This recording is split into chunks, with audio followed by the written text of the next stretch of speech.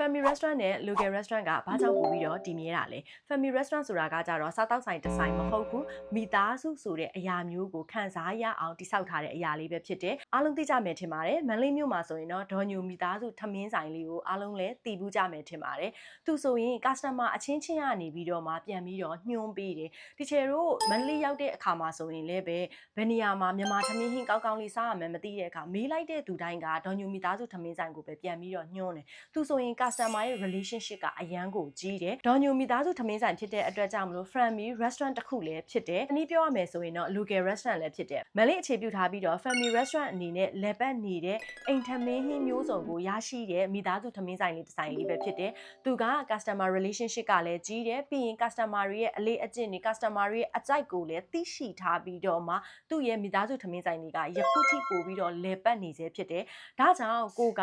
ဆိုင်တစ်ဆိုင်ဖွင့်တော့မယ် Local Restaurant ပဲဖြစ်ဖြစ် Family Restaurant ပဲဖြစ်ဖြစ် customer တွေရဲ့ relationship ကိုလည်းသိရတယ်လို့ customer တွေရဲ့အကြိုက်တွေ customer တွေရဲ့အလေးအကျင့်တွေကိုပို့ပြီးတော့သိမယ်ဆိုရင်တော့ကိုယ့်ရဲ့ဆိုင်ကတည်မြဲမှာကျင်းတည်ပါတယ်ကျေးဇူးတင်ပါတယ်ကိုစအီပါ